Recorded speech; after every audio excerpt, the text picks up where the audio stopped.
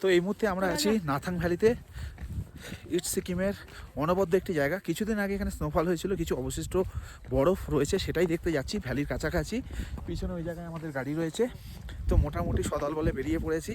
আর আজকের আপডেট বলছে স্নোফল হবে, এরকমই আপডেট রয়েছে।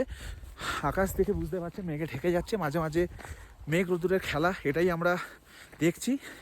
জানি না কি হবে, বাট যে স্নোফল হয়েছিল কিছুদিন আগে তার অবশিষ্ট কিছু বরফ রয়েছে, সেটা আপনাদের দেখাই। আর এখান থেকে ভ্যালি ভিউটা একটু দেখাই। এই দেখুন সেই বিখ্যাত নাথাং ভ্যালি, এদিকে দেখতে পাচ্ছেন বরফ পড়ে আছে, আর এই হচ্ছে গ্রাম। আর এদিকে যদি দেখাই মেঘ ঢেকে আসছে, আর ঠিক এই ভ্যালির পিছনেই কাঞ্চনজঙ্ঘা দেখা যায়, বাট এই মুহূর্তে দেখা যাচ্ছে না। তো এই হচ্ছে নাথাং ভ্যালি। চলুন আরও সামনে থেকে দেখাই। দেখুন বরফ জমে কি অবস্থা হয়ে গেছিল, মানে হেভি হার্ট। যদি কেউ এখান থেকে নামছেন হাত পা অবশ্যই ভাঙবে, এটুকু গ্যারান্টি দিয়ে বলতে পারি। একদম একদম, এটা কিন্তু সেই বরফ না, স্নোফল হওয়ার পরে অনেকদিন থাকার পরে পরিবেশের কারণে জমে যাওয়া বরফ, ঠিক আছে? কিন্তু যে হালকা বরফটা থাকে সেটা এটা না। তো এসে গেছি নাথাং ভ্যালির এরকম একটা জায়গায় যেখানে বরফ পড়ে জমে গেছে। তবে একটা কথা বলি, এটা কিছুদিন আগে পড়েছিল বরফ, অর্থাৎ পুরানো বরফ, সেই কারণে কিন্তু এটা একদম হার্ড হয়ে গেছে।